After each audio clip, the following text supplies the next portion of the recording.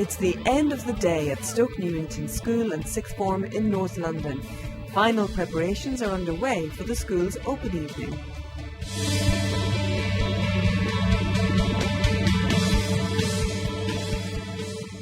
The parents are going to be arriving in about 5 minutes, okay? Who's got any questions? Yes, Alex. My planning actually did take place during the summer holidays, making sure that the paperwork was done, getting the recruitment letters ready. The students who are showing parents around have got parental permission, so that when we started on the 3rd of September, we pretty much hit the ground running.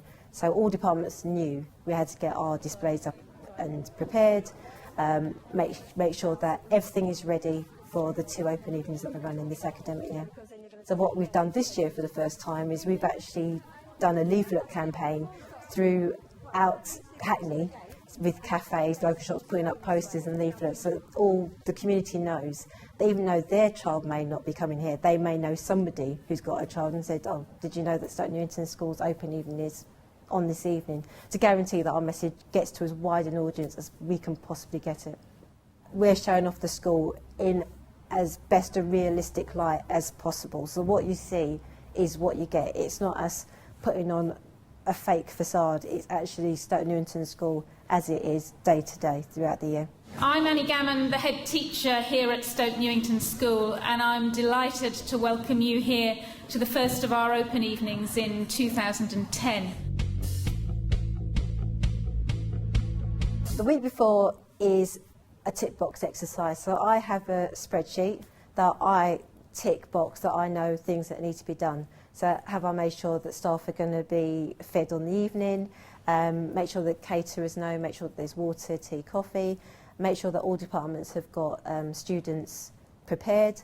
I do that via a morning briefing which occurs twice a week, also via our internal email system, and also say to all staff that I'm continually available, so if they need to ask me a question, they can come and find me. So they're going to do a bit of physical theatre, ladies, and as they're doing that, when they finish, tell me what you think's going on, where they could be at the beach, or they could be in the hairdressers, and how they're feeling, yeah?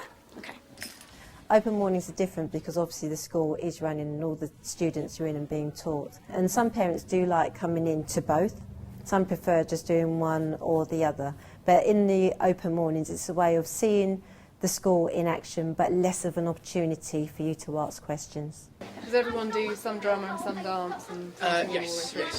In years 7 and 8, like I said, there's 3 lessons, and then that goes down to 2 lessons in year 9, but then that's when you make your options to choose for your GCSEs or BTEC. We use students as guides on our open evenings because the students really enjoy it.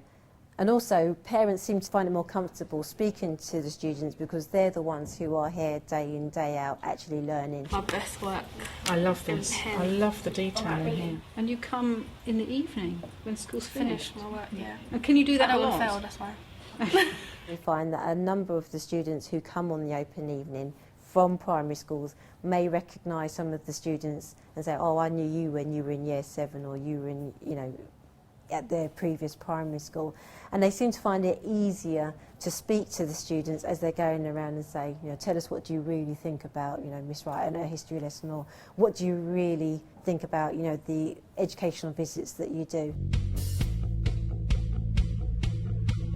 When parents come around open evenings, they will wonder about things like what is our behaviour policy, what is the reputation of the school in the local borough and local area. When the head teacher does her talk, obviously she'll talk about expectations that when your child starts at Stoke Newington School, what we expect from them and vice versa. It is a selling opportunity, but at the end of the day, it's for the parents to go to both and whichever they feel more comfortable for sending their child in. So when they come round, yes, they may ask us questions, and we know that they're trying to balance us with another school in the borough, but ultimately we have to answer as honestly as we can.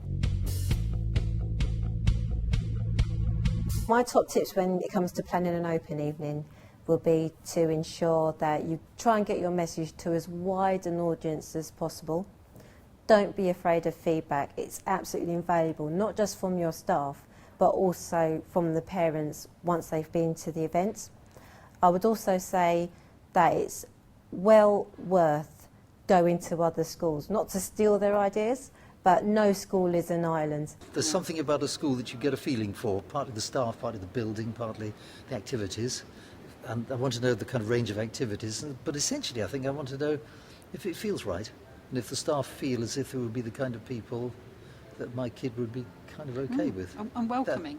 Yeah, You that's want right. a feeling yeah. of welcome, which we certainly Yes. got. I constantly say, if anyone's got any ideas, then feel free to share it, because otherwise you can become static, and we do want our open evenings to be as successful as possible. It's just obviously a daunting thing, like this time of the year, a lot of parents are like, oh my gosh, we've got to come around the schools and that, and quite informative. What I like is like with actual pupils actually, you know, going around the school and showing you the different subjects and actually telling you from their perspective and that, and being very like patient. Ultimately, it's a way of celebrating the school. So it's not a case of, oh, I've got to be here till whichever time. It's a case of saying, yes, I work here. Yes, I enjoy working here. Your child can enjoy coming here to learn. So it's almost a celebratory evening as well.